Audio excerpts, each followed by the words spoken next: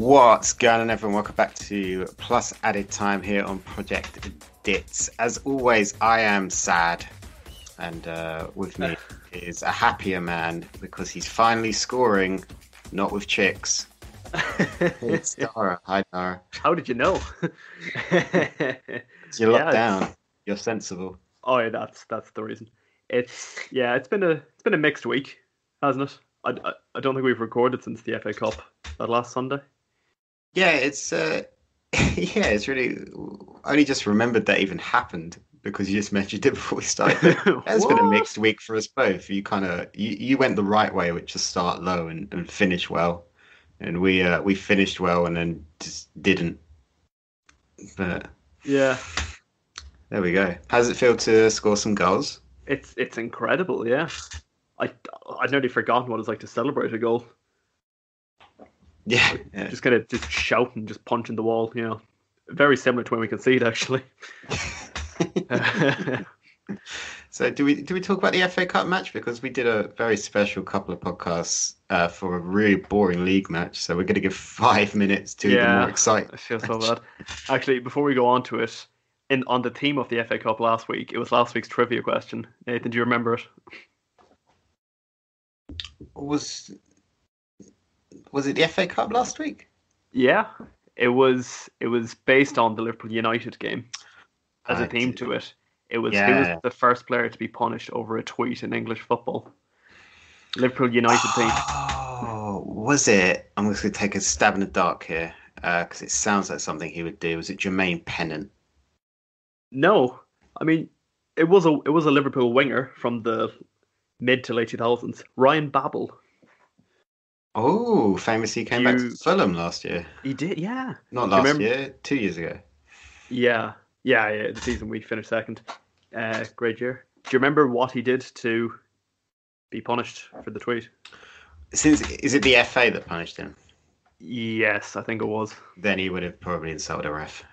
You're spot on. He put a Photoshop of the referee for the game, Howard Webb, in a Manchester United jersey.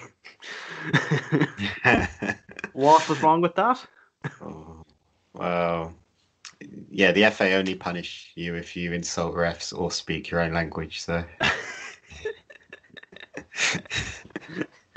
moving on. That's it. Good player, Ryan Babel. He was still starting for the Netherlands when he was playing for Fulham.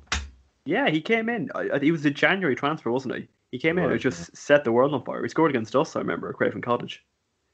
On the subject of January transfers, I didn't realise until earlier where on Instagram there's loads of people at the minute doing their 10 best January signings. And obviously you got Van Dijk on there, Patrice Evra, Vidic, Fernandes, people like that. Seamus Coleman, 60 grand Everton paid for Seamus Coleman. Yeah, Sligo Rovers. Whew, what an ass. That's got to be one of the bargains of the Premier League entirety. It's got to be one of the absolute bargains. Yeah, it's up there with didn't Peter Schmeichel cost under $1 million? It's it's so little money, but it's not free. It must be a near Premier League record for the lowest fee without being a free transfer. I think Matt Doherty, he only cost Wolves something crazy small as well. Well, what's with all these Irish right backs going for nothing? Because you're buying from the Irish league. There's only so much you can charge. I'm standing up for my people, Nathan. This is what we need to do. Yeah. Do you ever go to local games when you're allowed to? No, the nearest stadium is hour and a half away. Oof, that's no fun. And it is Sligo Rovers, actually. Oh. Yeah. Is the Irish Premier League on TV there?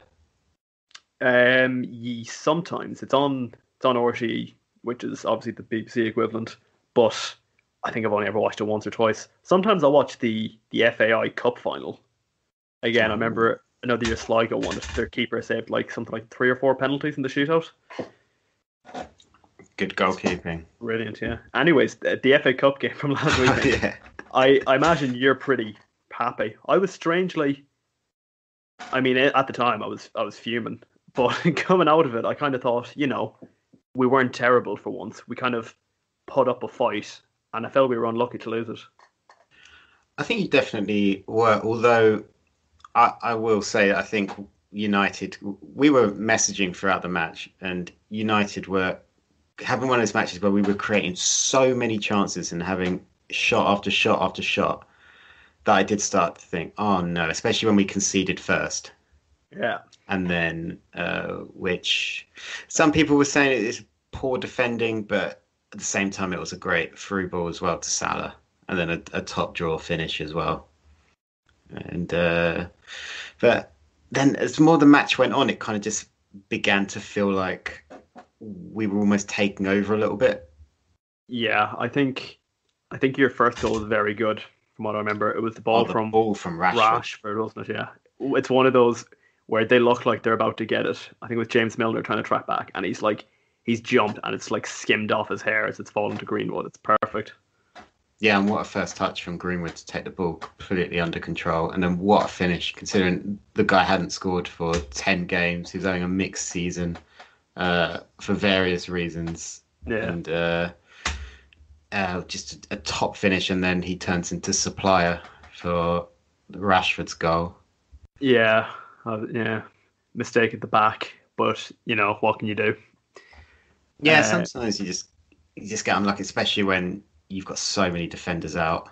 Yeah, and the young lads are always prone to errors, aren't they? And he came in for. I know United have had a similar problem this week as well, but he came in for a lot of stick on social media after the game, which I think is bang out of order, especially for a lad who was playing conference football last season. Yeah, some of the stuff on social media this week aimed at after the Sheffield United game, aimed at Tanzebe and Anthony Martial. It's just disgusting, and Yeah, they're not real fans. And if you're one of those people, just stop listening. Don't listen to our podcast, please. I'm okay with that. Yeah, and then there's other ones as well. There's people having a go at Sawyer, the young West Brom midfielder, as well this week. Coincidentally, obviously, he's black as well. So there's a horrible trend there, Yeah, which is just absolutely disgusting. But back to the match. Uh, when it was 2-2, I thought it was destined for penalties.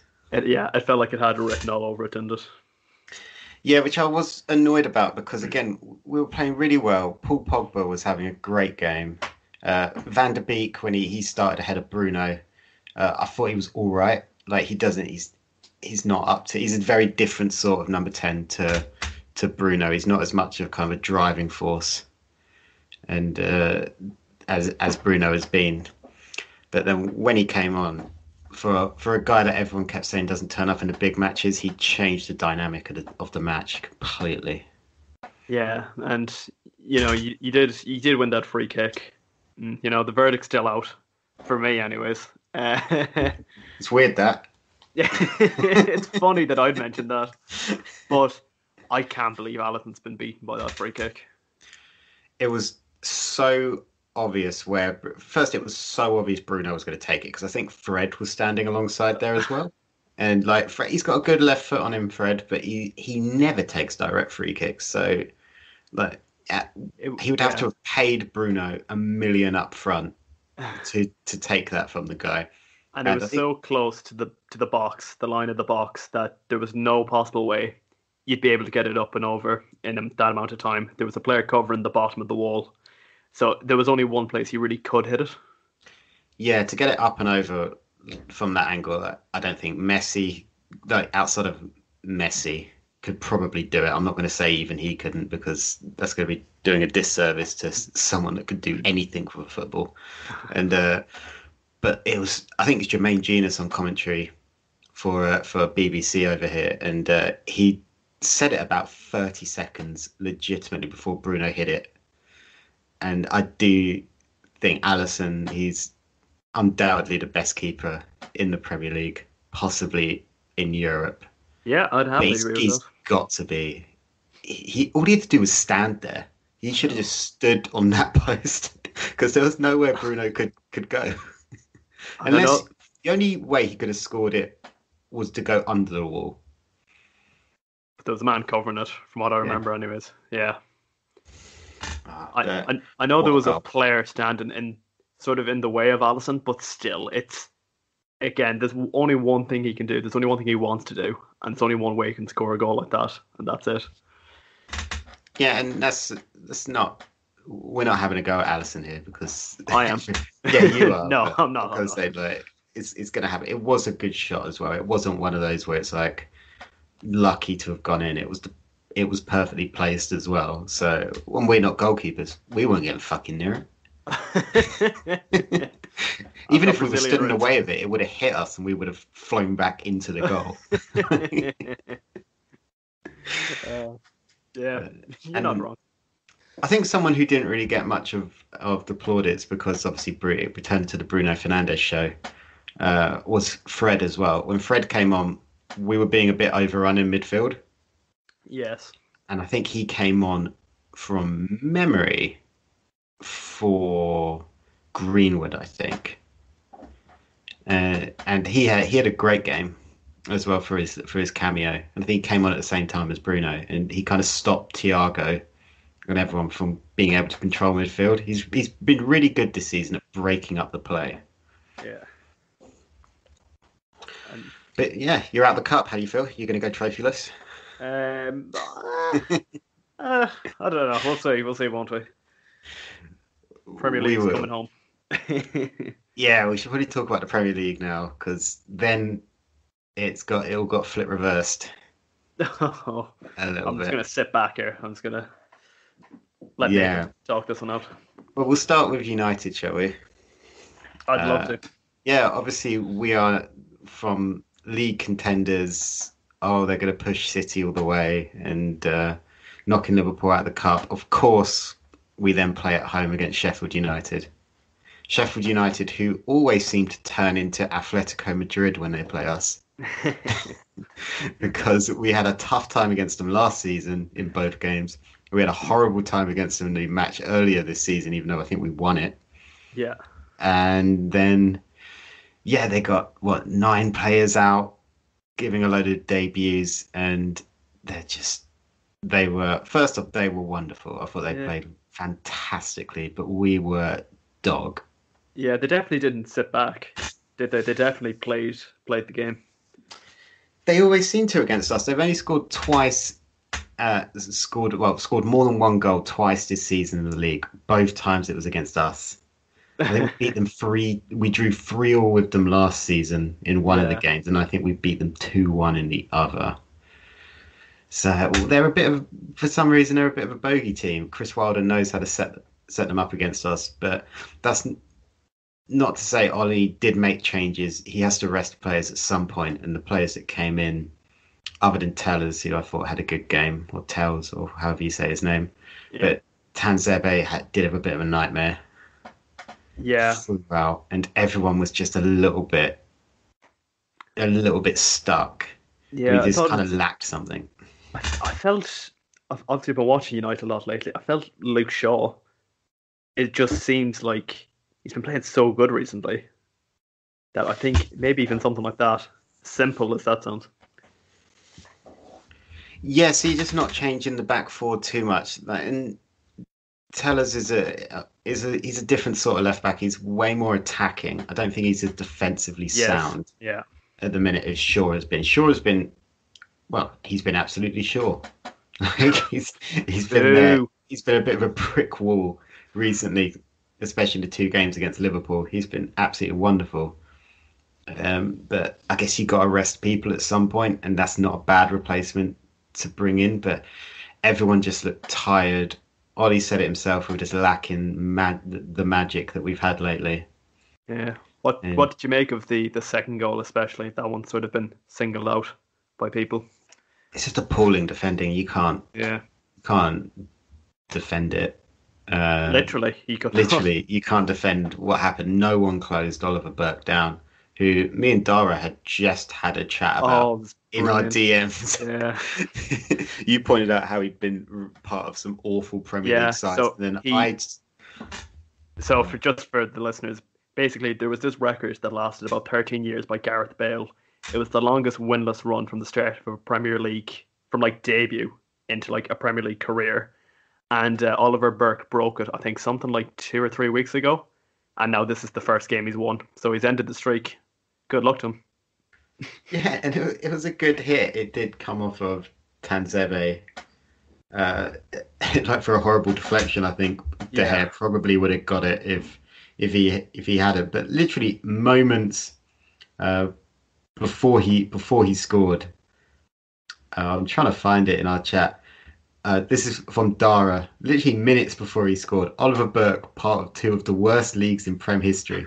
And then I said, weird, because he's actually a good player. And then 5 minutes later, he scores. After Jess coming on the pitch as well. It was class. So it's one of those weird ones. It was shit defending, and I think Ollie's gonna have got the hairdryer out on the people. Just needed anyone to close him down, and he wouldn't have been able to get the shot away. Don't know why we were so lackadaisical. It was an off night. Yeah, just needed to clear the ball in that situation. But I think there's been a bit of an overreaction to it from United fans on social media in particular. I've seen a lot of Ollie doesn't know what he's doing. All this stuff has started coming back out now. You haven't lost a game since, I think it's like the 4th of November. Yeah, we haven't lost since, outside of obviously the Champions League and in the league, we haven't lost since the last time we played Arsenal, who we play at time recording tomorrow. So, but it seems to happen. There's a lot of, I don't know whether these people are actually real fans or not, but it happens all the time. When we knocked you out the FA Cup, hashtag Klopp out was trending for an entire day afterwards. So was FSG out was trending this week as well. Yeah, and that's a completely different thing because that's obviously to do with transfers, and I think we will do something on the transfer window maybe in the next episode when the January one's shut. Not that there's a lot to talk about, but it is funny how might do a 2-part for that one as well. Yeah, we'll do we'll live stream us watching Sky Sports for when it shuts. Deadline. That'll be class. I'll get the yellow tie out. I bet they're not. Surely they're not going to do their transfer window shut special this week. Jim White rolled out of the retirement home. Yeah, we'll do the Man United Jesse Lingard memorial show. And there has been a massive overreaction, but it happens every time we lose, and I think that's because a lot of the people saying it aren't real fans on social media. Yeah. But there's a lot of pundits guilty of it as well. Like as soon as we draw or slip up, you've got numerous pundits on there just saying, well, Ollie's just not good enough tactically. But when you watch the game and you watch the goal, you could have you could have anyone. You could have Brian Clough in there in the dugout. Like, it's not going to change anything because it's just all it needed was Harry Maguire to take a step forward. And you don't need to be a tactical genius to know that. Yeah. And I don't know why he's done so good not all season. Obviously the Champions League was a bit of a blemish on a pretty good season, I think. But I don't think Ollie came into the season expecting to be in a title race this soon. I think he was maybe expecting another year of progression to go on. And now suddenly he's only like 3 points. Is he even 3 points off the top? I don't even think he is. Not at the minute. It's 1 point. We're 1 point behind City. That's because City have played a game less. Yeah. We're still 3 points ahead of yous or 2 points. It's 3 points. We're 3 points behind you now. Yeah, but I don't know where all this criticism is coming from all of a sudden. I think if Anthony should be applauded, obviously not for losing at home to Sheffield United, but just for the season in general. Yeah, it's really not been a bad one. Like 20 games into the season to be on 40 points. We're taking 2 points a game at the minute, which is more than we've done for a long time. Like, we have to go back to the season when we came second under Jose, which isn't that long ago, but that's still probably the only one until you get back to Sir Alex Ferguson's last season when we won the title. When we're going to be having this, we're scoring boatloads of goals, like nearly 2 goals a game, like 20 played, 37 scored. That's more than City, more than Leicester, who are right up there, considerably more than teams like Everton and that. And like when you look down the table and you look at where Chelsea and Arsenal are, you guys got to kind of realise, hey, we're second by right as well. No one can leapfrog us. No one's played a game less beneath us until you get to Spurs. Yeah, which we'll get to in a second. Mm-hmm. Like, and Man City I think they're kind of a different level at the minute, mostly defensively more than attack-wise. Yeah, But they just look so still, solid at the minute, don't they? you got to chill. Like if we beat a rejuvenated Arsenal this weekend, then everyone's going to be singing Ollie's praises again and talking about how wonderful he is. Like it's very fickle, isn't it? It is. Football's just a fickle sport in general, isn't Yeah. it, Nathan? How But you can go from a tactical masterclass in the FA Cup, like against Liverpool, the champions of England and one of the best sides in Europe. Yeah, you lose to Sheffield United, and it was a bad night. But how you can suddenly go, well, he should be fired like yeah, immediately. It's kind of beyond me how weird people are. But yeah. yeah, let's get to Liverpool and Spurs. It's my turn to sit back and pretend I'm listening. Cheers. Well, yeah, we discussed how all of a sudden United, the sort of, I don't know, aura around them is that they've suddenly dropped off, whereas Liverpool have won one game in the last, I think, 5 weeks in the league, and suddenly the title challenge is back on. I don't know where that narrative has come from at all. But going into it, I was strangely optimistic after the FA Cup game, which is a weird sort of contradiction considering we lost. But, I've been watching us go to Old Trafford for probably about 15 years at this point, and only on one or two occasions have we even, been fit to even be on the pitch, it seems. We always just seem to get battered or outplayed or something like that. But we actually played pretty good. I thought we took the game to you. I thought we were unlucky to lose in the end. Maybe didn't deserve it. So going into it, I was reasonably confident. But then again, I've been confident going into every game before that as well. Obviously, James Milner brought back into the team, which I felt kind of good about. He hasn't been at his best this season, but there's something about Jordan Henderson and James Milner in the team that I kind of like. And obviously, you talked about United having this stable sort of defence recently. It's another centre back partnership for, I think it's something like the 18th different centre back partnership we've had this season in Jordan Henderson and Joe Matip, and even that didn't last the full 90 minutes.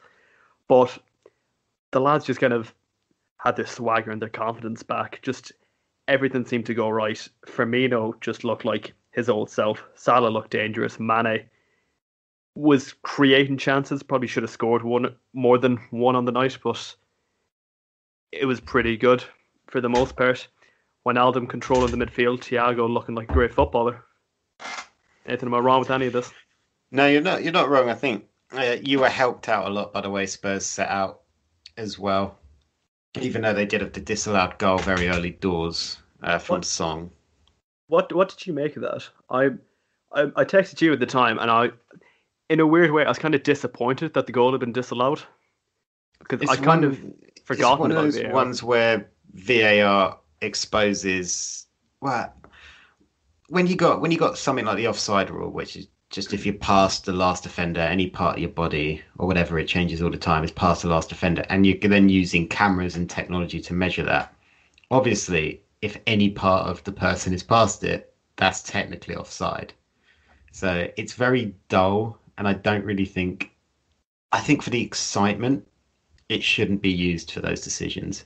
Yeah, Yeah, then you're going to get the ones wrong, and we're going to go back to the days of debating everything and people getting stills up on their social media and whatever and being like, look, he was clearly offside, blah, blah, blah. Everyone hates my team. It's an agenda. Like, you kind of miss those days a little bit where everybody of every club is just screaming how the refs hate them.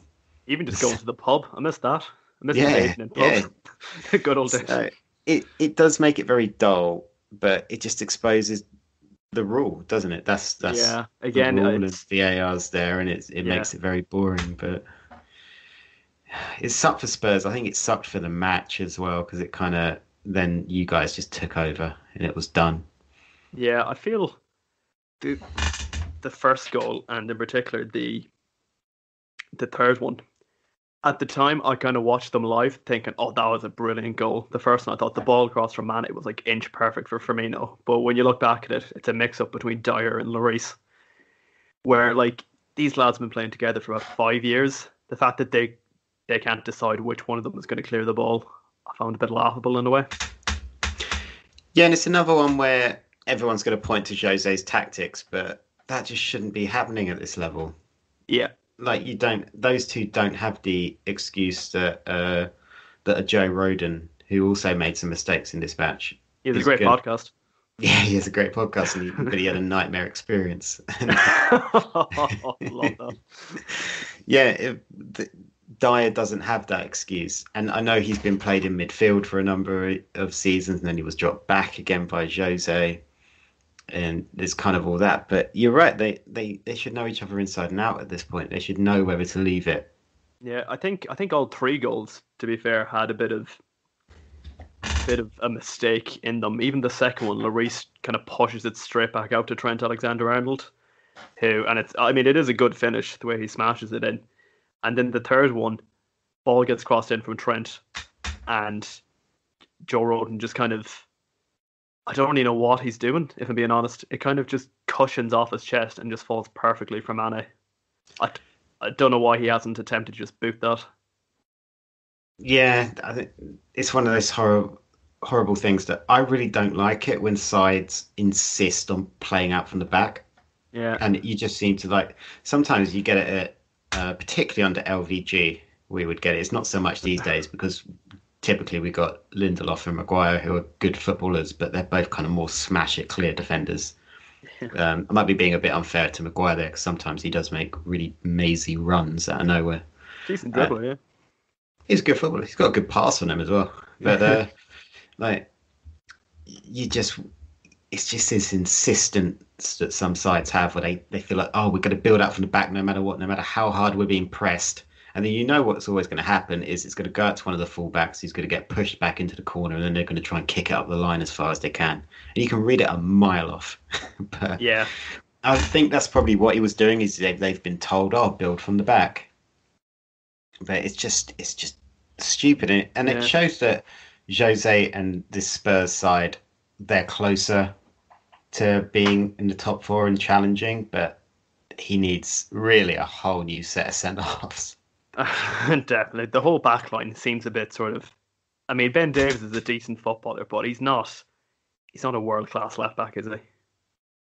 He's not. He's a very good left back, and Yeah. he's a good Premier League left back. But And I yeah, don't want to single him out either. I'm not saying it's just him, but just an example. I don't think he would have been playing if. And I always get this guy's name wrong. Regulon was Yeah. fit. He was out injured. He's very, very, very good and will end up being a very good left back. I don't think he'll be at Spurs for long. I think Madrid will probably take that buyback clause. Probably this summer because they need a whole rebuild as well, but that's a different subject. Yeah. But now Spurs without Harry Kane for He went off injured, didn't he? few weeks. He's done his ankles, and Carlos Vinicius, he's looked decent in the League Cup against non-league sides. I should hope so. Can he step up to be a Premier League striker, or will he be forced to play Bale through the middle, or will he play Song through the middle and Bale out wide? Oh, when Bale came on, for some reason, I was having flashbacks to the 2018 Champions League final when Bale comes off the bench. But he just, I don't know, he just doesn't look like Gareth. I mean, he does look like Gareth Bale, but in a I know what you footballing mean. sense, yeah, he just doesn't look like the same footballer at all. Mm. Obviously, he's had a questionable last almost 2 years, I'd say at this point, is it? Sort of feels like about 2 years. Yeah, Zidane wanted to phase him out. He was going to go to China before they brought in the salary cap. And then for some reason, because Real Madrid suddenly ran out of cash, which is a trend for a lot of Spanish sides at the minute, they cancelled that deal. But then they brought him back and didn't play him. So it's bizarre what happened to him. But I think Liverpool needed this. Definitely. Like, although Spurs weren't playing particularly well, it's not the Spurs that they weren't playing. Though it's the same people, it's not the Spurs side that beat Man City in terms of form or smashed us for 6. Yes. Can you believe when I watched him play as well? I did just think, how did Jose get them to destroy us for 6? And we did a lot of it. We did to ourselves in that match. But still, you watched him play, and you're like, a lot of these people are just the exact same players. How much has changed, yeah. And obviously when Bale comes on for Son towards the end, and without Kane and Son on the pitch, they just didn't look like a great team at all. Yeah, the only player I think who did himself any justice for that Spurs side is Hodgberg, who I think he's a great player and looks a real leader in midfield for them. He's Like, sort of everything you want out of a midfielder, isn't he? He's a proper Mourinho sort of midfielder, you'd say. yeah, he breaks up the play wonderfully, and it's kind of annoying when you see them pick up bargains like that Yeah, from Southampton. It always seems to be Southampton. If you just go, why didn't we scout him? Like he would be so good right now next to Pogba. yeah, definitely. And that's not like Matic. His legs have gone a little bit now. He's probably going to leave in the summer. Yeah. How old is Matic at this point? He must be about I 30. think he's 31, 32. I thought older than that. Yeah. He's been around for a long time because I think you remember his He gets first around. spell at Chelsea when he got sold and then they bought him back for like 100 million billion pounds. Yeah, because he won the Premier League in 2010. He was part of that team. Mm. He is a good player, but he shouldn't have been starting. But we're not. We're done moaning about United. Well, West Ham next. If anything, West Ham's going to be the bigger test because they are playing wonderful football at the minute. they're looking pretty good, aren't they? I think I said earlier in the series, David Moyes has sort of brought that out of them. Yeah, and they've just made a. I think it's Benrahma. I think that's how you pronounce his name. They've just made that signing permanent, which is a great signing. He's looked really good. They've just pretty much in the last few minutes all but confirmed that Jesse Lingard will be joining the club on loan, but with no option to buy. So, That's a weird one, isn't because you can't. What if we want him?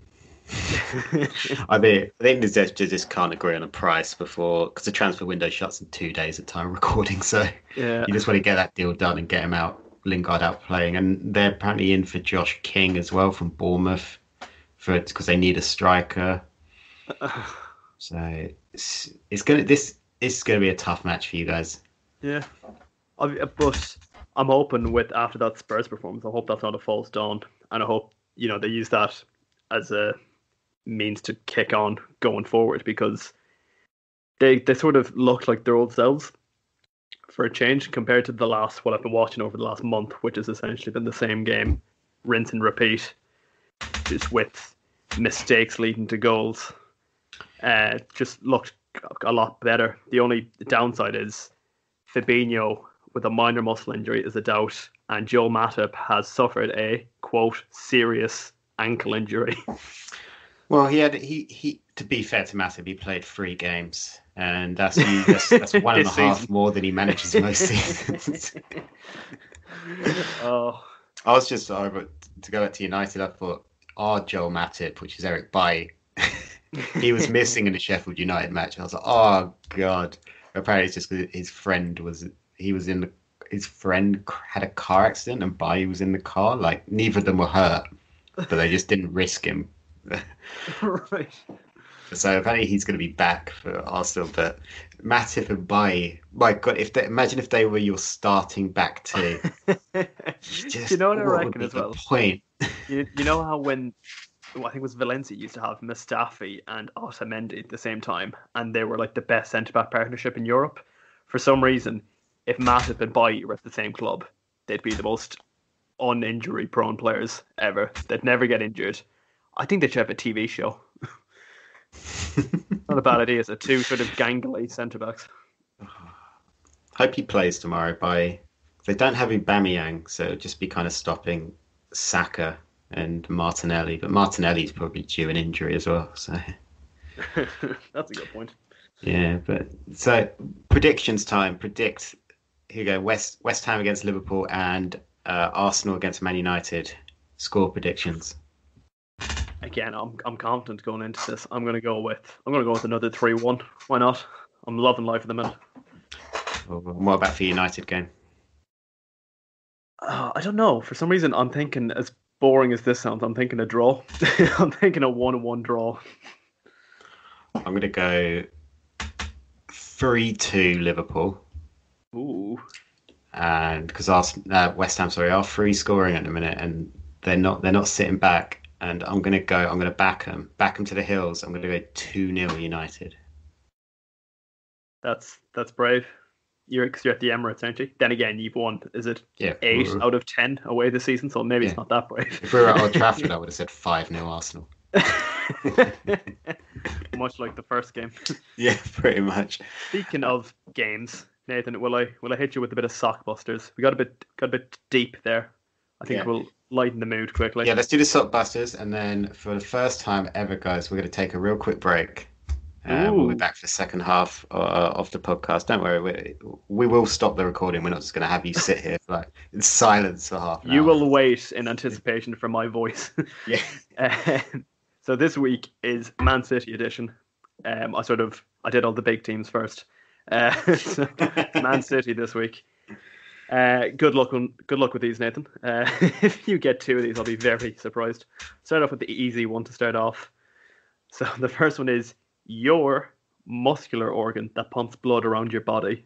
Initials JH. I think that's a handy enough one. Okay, I'm gonna go with Joe Hart. You got it in one. Okay, now these 2 might be a bit tough.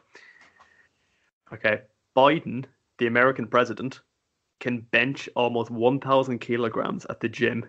Initial JB. That's not even a clue. That's just a fact that I've overheard. Oh, did James Beattie ever play for Manchester City? He did not. Good God. Is he at the club? No, this is a former player. Oh, JB. Obviously, it's like 2004 onwards because I don't think did they do anything before that? I don't think so. I don't even think they existed. No, Oasis used to just go to Old Trafford, I guess. I can't think of any other teams.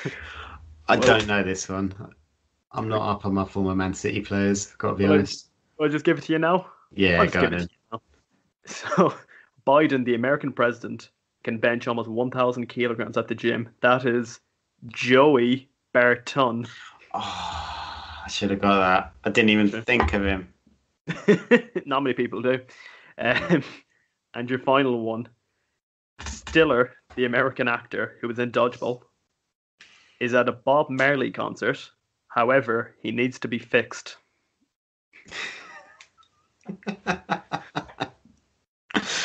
What's the initials? BM. Oh, God. This is a really stupid one, isn't it? This is a current player. Current player Benjamin Mendy? Yeah, so that clue there being Ben is at a Bob Marley concert, jamming. However, he needs to be fixed. Benjamin Mendy. Nathan, you did pretty well. I'm surprised you got Benjamin Mendy, if I'm being honest. I think I got it just because of the initials, and I just scanned through the squad in my mind. Well, that's why we gave you the initials, because without them, this game would make no sense. Pretty much. So, guys, we're going to go to a quick break for you guys. It'll be a few seconds. For us, it'll be a few minutes. So we'll be back for more Plus Added Time momentarily.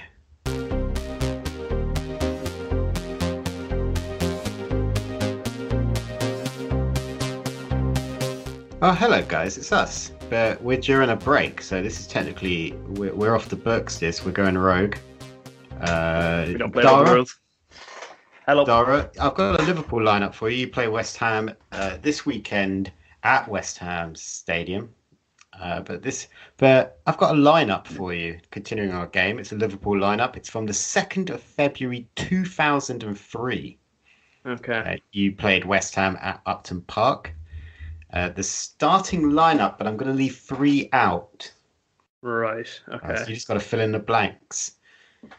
Jersey Dudek was in goal. Yes. John Arnorisa, blank. Sammy Hippier and Jamie Carragher were the defence. Okay. Steven Gerrard, blank, and Vladimir Smicer were the midfield.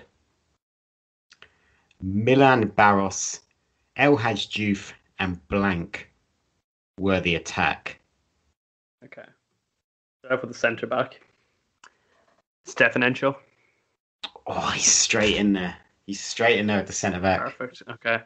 That's the only one I almost knew for certain, because the other two have two possibilities they could be. Okay, so in the midfield with Vladimir Smitzer and Steven Gerrard, it's either going to be Didi Hamann or Danny Murphy, and I'm thinking Didi Hamann.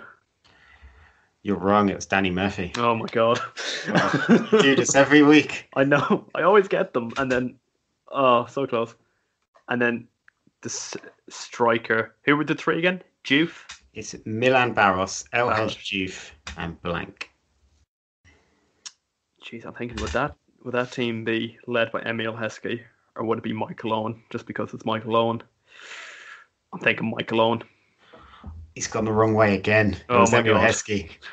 Like, by the laws of averages, I should be getting a lot more of these correct. I swear I get the wrong one every time I narrow it down. What's annoying is Didi Hamann came on for Danny Murphy in the 82nd minute. Michael Owen came on for Milan Barros. And Bruno Chebru came on for Vladimir Smitser. But the West Ham lineup, well, what a side we're talking about here. Considering Liverpool won 3-0. And this West Ham team got relegated. Yeah, Milan Barros and Steven Gerrard both scored before the 10th minute. And Heskey got a rare goal on the 67th. But listen to this West Ham lineup that you're right in saying got relegated. David James, Christian Daly, Thomas Repka, Glenn Johnson, and Nigel Winterburn were the defence. Lee Bowyer, Michael Carrick, Joe Cole, Trevor Sinclair were the midfield. Paolo Di Canio and Les Ferdinand were up top. It sounds like a goal. I don't know. You get relegated with that. One thing I do know about this team, weird stat I've got for you, it's the record for the most points while still getting relegated in 38 game season. I think they finished with 42. That's mad. Yeah, because 40 is always the benchmark, which means that we're not getting relegated this season. Yeah, straight away I was thinking Di Canio and Les Ferdinand, maybe a bit too old of a front line. I think Di Canio would have been pushing 33 at that stage. Ferdinand not far off. Yeah, they had a young Jermaine Defoe coming off the bench. So there's still people, and Frederick Canute. Oh, Canute. Yeah, Freddie Canute. Yeah, coming up as well. So who's the manager? Do you have it there? Is it Redknapp? Is it Glenn Roeder or something like that? Oh, I don't have that written down here. No. But oh well. Well, there we are. That's your breakdown, guys. I hope you got your halftime orange in. And we'll be back now. You'll hear our voices again momentarily. Sticky stuff. But we're going to be talking about something else. So see you guys in a second.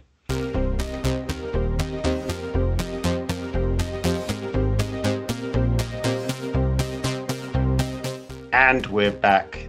You don't need to miss us any longer. Plans have changed slightly, so the second half of this episode was meant to be something else, but we're now saving that for the future just because schedules didn't quite line up how we hoped. So when it does happen, we'll know that it's to reschedule, but I guess you won't. So we're just going to say maybe we'll never do it. Yeah, just keep you in the dark. Darragh, how are you? We just wing in this second half. I'm brilliant. Cheers. My mood has changed drastically, Nathan, actually, in the last 10 minutes. I was full of energy, and now I'm just down in the dumps. You got to get subbed off. Oh, please. If anyone can take over. Well, let's talk about it. We need to be brave, and we need to speak about these things. But Jesse Lingard is leaving Man United temporarily. How are you feeling about this, actually? I feel dejected. Like, you know when there's a really funny joke and then there's that day that will come and everyone talks about how great and funny it is, and then that day comes where someone makes the joke and what used to be a really loud laugh kind of just turns into a little chuckle. Yeah, you've got my attention. Yeah, I feel like that. Like, oh, it's not funny anymore. I always think Lingard he became a weird sort of like memed sort of player, especially on social media. But if he existed in a world before, social media, where everyone was joking about it, he's had a pretty good career, considering he came through as a youth prospect at the age of about 35. Like he scored a winning goal in an FA Cup final. Did he score in some other final as well? He scored something like 15, I think, one season under Jose as well. And he was one of England's main men at that World Cup. He's had a fantastic career, and I Yeah. just made light of him a little bit. But he has had a fantastic time at United up until the last couple of seasons. Like when he Millie rocked, I think that's what the kids are calling it, all over the Emirates. And he did score in the FA Cup final against Crystal Palace. I remember. I think he scored. I think it was the League Cup final he scored in as well. Yeah, or it was the Europa League final. But because he's won trophies, and he's a great example of bringing an academy player through. Yeah, he was never going to be like well, I don't want to say Ronaldo, because not many people would grow up to be Cristiano Ronaldo, but he was a very good utility player. I'll use that phrase. He was like under LVG. I remember in the first game, and I think we said this on the last podcast as well. But he started out. LVG played him as a wing back. He's played all over the park. He's played in central midfield. He's played as a 10. He's played as a centre forward. He's played on the left. He's played on the right. He's played everywhere. And there are some very good performances there, particularly under Jose. Yeah. But it's all stalled for him. He had that horrible year where he didn't get a goal or an assist. Not that he was playing 90 minutes every week. He was coming off the bench most of the time, or just not playing. Yeah. But this season, he's not made a league appearance for us at all. This entire season, he's lost his place to obviously to Bruno. Mata is even ahead of him at 10. Now Van der Beek has come in. The thing I always think is, when I think of Jesse Lingard, for some reason in my head, I think he's about 24, maybe 25 at a push. He's 28. He's not a kid anymore. He should be in the prime of his career, playing week in, week out. So I think being loaned out to West Ham, there's nothing bad in that. West Ham have been a very good team this season, and I think he could elevate them. They're in the top 4. And he's gonna play for them, and that's the key thing, is that he is gonna play. He is a Premier League level footballer. I know for a lot of people don't think that, but he is a Premier League level footballer. He's proven that time and time again. He's just had a bad time. And going to West Ham, where he's going to start, they are in the top 4 at the minute. So we're not talking about going down to the Championship or anything. Under David Moyes, who's proven to be a great manager for West Ham. And cue the winning goal against Liverpool on Sunday. You can just tell that's coming. Well, I don't know if he's going to be in the squad in time. He will. If he'll be Don't declared. Don't worry, he will. He'll be even there. if he breaks the deadline. But yeah, and keeping on United talk, I don't. Marcus Rojo is leaving. Apparently, Will there be tears? No. I think I might just 2-foot someone to remember him by. I think that's mostly what he did. I can't believe he's still at United. Yeah, I think because we were struggling for defensive numbers last season, he kind of ended up staying and playing a little bit in the Europa League. And but his time's got. He just can't rely on him. He looks like a good player, but much like was talked about with Joel Matip and Eric Bailly, who are better players than Marcus Rojo. No disrespect to the guy, that's just fact. But Marcus Rojo as well just can't stay fit for longer than a few games. He can't be relied upon, and he always gets yellow carded and suspended. How will he be remembered? He won't. Well, that's that one. I don't think he's done anything. I don't have any. I have no memory of Memories, raw memories, no. What I remember is that when we signed him, Daley Blind was already better than him. Yeah, Like, Daley Blind. Yeah. what a player! Still playing for Ajax, even though he's got that like thing in his heart. Is it a nursery? Is it? No, he's What do got you like a no, he's got like a little defib in his heart because he's got a heart condition. Oh, really? I didn't know Remember in that. the pre-season game, it went off mid-match, and it electrocuted him, and he like collapsed. But Really? he's still playing. But yeah, he's got defib on his heart 'cause he's got a heart condition. Never heard that. Yeah, I think he didn't have it when he was at us. It was when he was at Ajax. But yeah, he had to have heart surgery and everything. So Jeez. He's still playing at the top level, so Yeah. good for him. Stronger than us. I would have quit. Who else is leaving?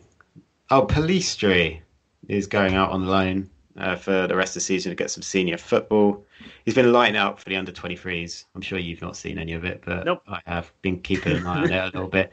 He's been lighting out for the under-23s, but he's not going to get any first team minutes. So sending him out on loan to get some senior football. I think the guy's only 18 or something like that. So Oh, right. it's Okay. the right decision for him. He's only just come to England as well from Yeah. Uruguay, so he's going to be a great player. I think he'll be in the first team squad next season. What about your incoming players? Obviously, we've spoken at length about Diallo, despite I don't think ever seen watching him play a minute of football. Yeah, he's been training with the first team. He's going to be playing for the under-23s this weekend for the first time. So we'll see how he gets acclimatized to move from Italy to the UK. So Atalanta did want to keep him on loan, but we said no. Apparently he's really, really good, but he has been training with the first team. So we shall see, but I don't think, as far as incomings, there's not going to be any in January for us, unless there's a last minute random deal. There's not even any rumors. Alexis Sanchez back in. Yeah. But let's swap over to Liverpool because Do we have to? We have a full squad, which we can't say about you, yet you're still not signing anyone. No, we're not. Klopp's come out today in his press conference and he said they're still working on a centre-back, possibly. But he says he doesn't want a short-term fix. He wants the real deal if he is going to sign one. And I think his words were, there's just no 80 million pound centre-backs available this January. Harry Maguire, he costs 80 million. Is he available? It's available for us because he plays every minute of every single match. That must be nice having a fit senior centre back. I can't imagine. Yeah, we got loads of them. Like, do you want one of ours? Not overly. That was I don't know what my point was when I said that. But no, I think I'll be okay. I think we'll be okay with Jordan Henderson and Nathaniel Phillips at centre back for the rest of the season. Oof. But obviously, no, I would like to see someone come in. You know, when you sink so low in like what you're willing to accept. When Socrates was released by Arsenal, for some reason in my head that made perfect sense. Obviously, Klopp worked with him at Dortmund, and I was like, that's a deal made in heaven. A nice 6-month deal for him, and then he can be gone by the summer. Nope, he's gone to someone else. So yeah, he's gone to Olympiacos. Yeah, so I don't know why there was no move made from even like a 6-month deal, which I imagine he would have easily accepted. Yeah, I don't understand it either. Like, because there are.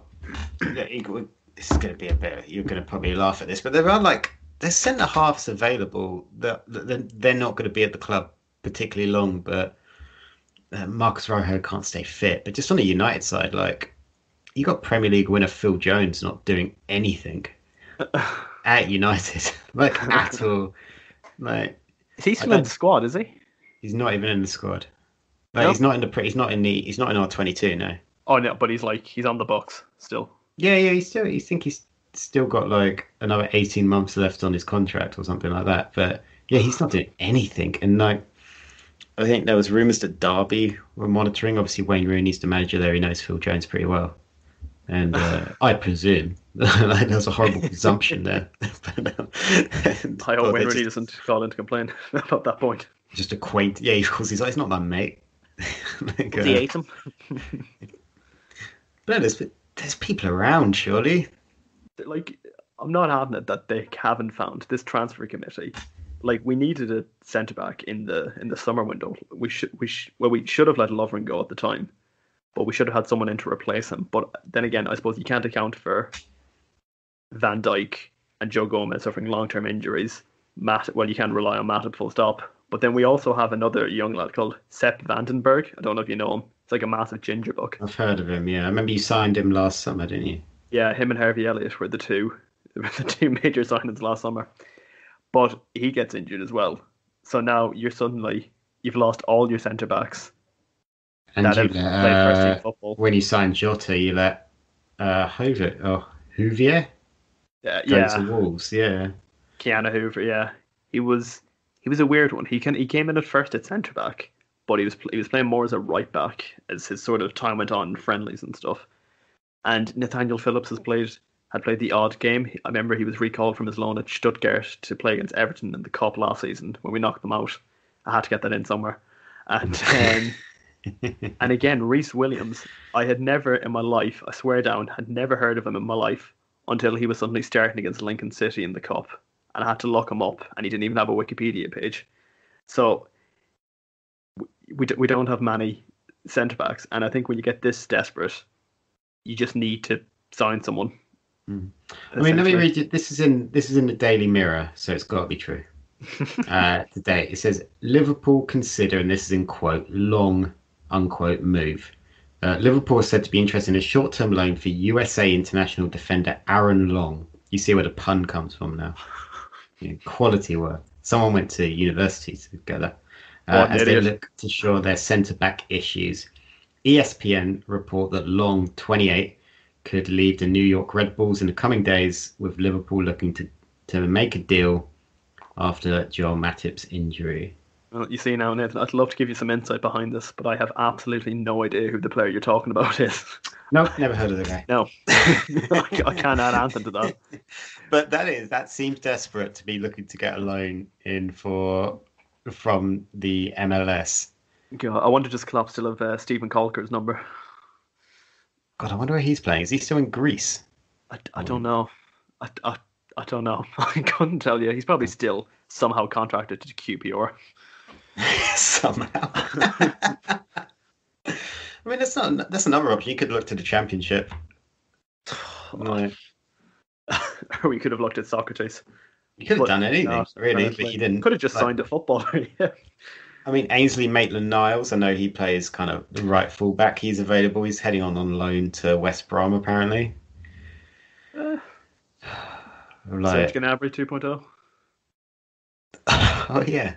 That would be hilarious if in 2 seasons' time buy him for like 2 million. And then he wins in the Champions League. There's another club that have no defenders at all. They're playing left backs as their centre halves in a minute. And I saw in the week, I remember I had to message you because I was so happy about it. We'd finally been linked with a centre back. This is obviously before Matip's injury. And the whole time, I think what many Liverpool fans want is Upamecano from RB Leipzig. But apparently that deal's out of the question because we're playing them in the round of 16 in the Champions League. So then I have no idea why, but Ibrahima Konate, I think that's how you pronounce it. Yeah. Who is the partnership with Upamecano at RB Leipzig, got linked with Liverpool. So I've absolutely no idea where I think what's happened is that everyone knows Liverpool needs a defender, so all these players' agents whose contracts are up are just being like, oh, Liverpool might be signing my guy. Yeah. And watch Konate sign a new 3-year deal next week.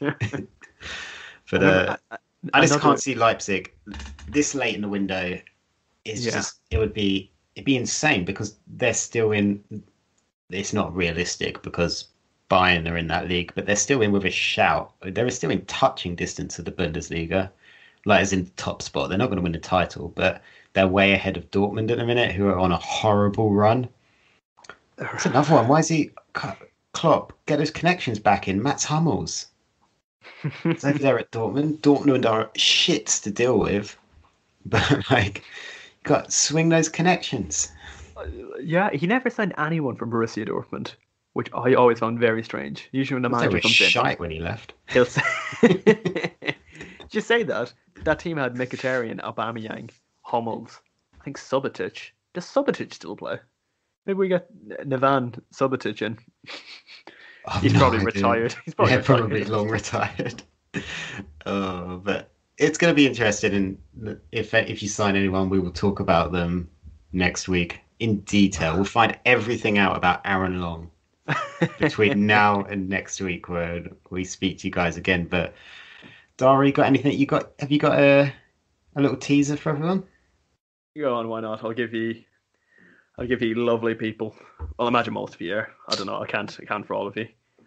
I thought this would be a bit topical with, obviously, There's a new Chelsea manager, Nathan, isn't there? That's in other news. Water is wet. Do you know what I mean? It's not. It's not really news anymore, is it? Yeah, we didn't actually check the news. We're just guessing. Yeah. So if it's right, leave that in, please, editor. So the your trivia question this week is, including interim managers, name as many Chelsea managers as you can since Roman Abramovich took over in 2003. Ooh, now are we counting Ranieri? Yes. Okay, so we are counting Ranieri. Yeah. Do you want me to have a guess at an attempt at that now? Why not? Go for it. Let's go Ranieri. We'll go in order. Okay, Ranieri, yes. Order. That's going to be it. Jose.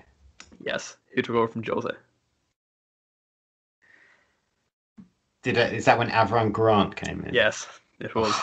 Do you know he was the director of football before he took over as manager? I never knew that. I know they're mates, him and Abramovich. Yeah. Yeah, they're actual friends. It's like when who's that random guy that always took over Newcastle? Oh, Joe Kinnear. Yeah, he's just mates with Mike Ashley. Have you ever seen? I know we're getting off topic here. Did you ever see his interview with Talksport, like 2012? No. I'm gonna have to send it to you after. It's one of the funniest things you'll ever see. All right, Avram Grant. Who would have come after Avram Grant? It's been 2008. He took over this next one. Lasted this season. It's not Ancelotti, was it? No, he's the next one. This is a former World Cup winner. A former World Cup winner? Yeah, as a manager. Oh, God, there's too many Chelsea players. Managers. No, managers, sorry. Oh, go and break my heart. Who is it? Big Phil Scolari. Oh, Phil Scolari. I didn't forget he was there. Then Carlo Ancelotti. On the double, yeah. Yeah. Probably still hate him, though.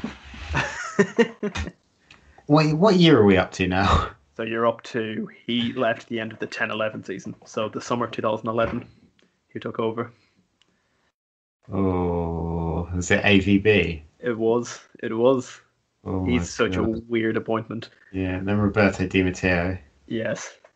Then he got sacked in November 2012. That's Rafa Benitez, isn't it? Yeah, that's where the interim comes in. Yeah. Chelsea love that word. Then Jose again. Then Jose took over, yes. Then Conte. No, is there an interim in between? There is. Oh, actually, there was. I missed another one earlier, but you can do it. You can get them now. After Mourinho was sacked, who came in as interim for the end of the season, December 2015. Oh, shit! What's the guy's name? He was always I see him in my head. He was always like Turkey. I think he was like South Korea manager for the 2002 World Cup. Oh, I can see him in my head, but what's his name? Gone. Guy, you have to give it. What is it? Goose Hiddink. Oh, Goose Hiddink. He takes over halfway through the 08-09 season. I forgot about that completely. Oh, Goose Hiddink should have got that. So hang on, we just done Jose. No, did we just do Conte? Yeah, so Conte, summer 2016. Yep. Cheers, Nathan. Jumping the gun there. And then Sarri. Yeah. And Frank. Yes. And then Tuchel. Yes. Tomas. So what's that? Is that like 20? I couldn't even tell you. I just kind of knew them off the top of my head. I know that there was, I think Frank was the 17th sacking under the Abramovich era. God.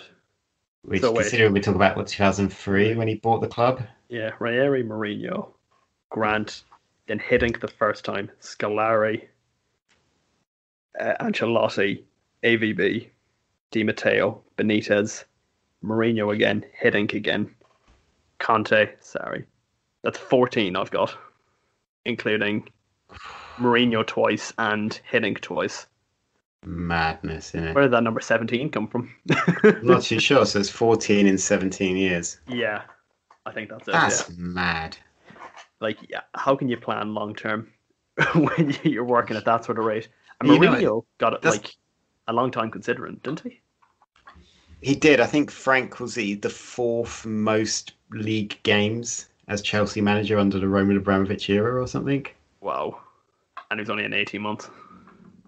And even Thomas Tuchel, he's only signed an 18-month deal with an option to extend for another year. saw So that. again, they're not Yeah. thinking long term. And this is what I don't understand. Why anyone's surprised that Frank got sacked? They're like, oh, it was only his first rough spell. They should have given him time. It's like, have you watched Chelsea over the last 20 years? Have you been a fan of Chelsea? Are you sure? Yeah. Oh, you're not. Okay, that's fair enough. Oh, you're a Man City supporter now. Sorry.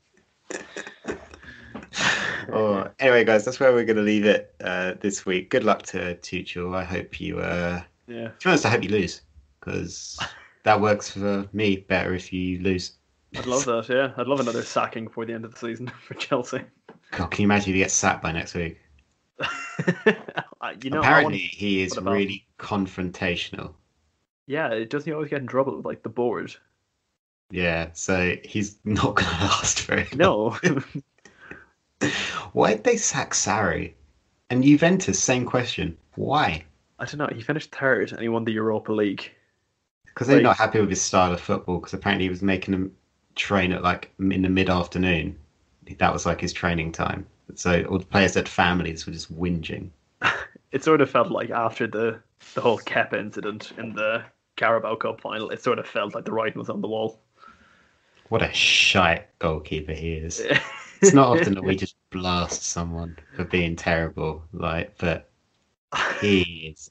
Watching him play in the FA Cup against who were they playing? Was it Lincoln? Luton, who were a very good side actually. I watched that entire match and I was quite impressed by the way they played. So good luck to them for the rest of the season. But he was bad, Kepa. Yeah, the goal especially. It was bad. But so guys, again, thank you very much for listening. Yeah, as always, you can cracking find us out. Project Dits and all the affiliated podcasts at Project DITS on Twitter. You can find me at Nathan Greenaway. You can listen to me weekly on Rogue Opinions at Rogue_Opinions. I do have a brand new podcast coming out that's sports related, but it's a comedy scripted podcast called That Ain't Sport. You can follow it on Twitter at the minute. The first episode is coming early February, probably the 1st or the 2nd. I'm hoping to get it up by. But you can find it on all the podcast feeds as well. That Ain't Sport. Darragh, where can people find you? Same as always, hasn't changed, even though I've tried. At Gibbons_Darragh. Darragh, DARRAGH. Try to change it, but then your Twitter just got suspended for 24 hours. And I will not tell you why. All right, guys, we'll be back next week to talk transfer window and United smashing Arsenal. See you later, guys. Bye. Good luck.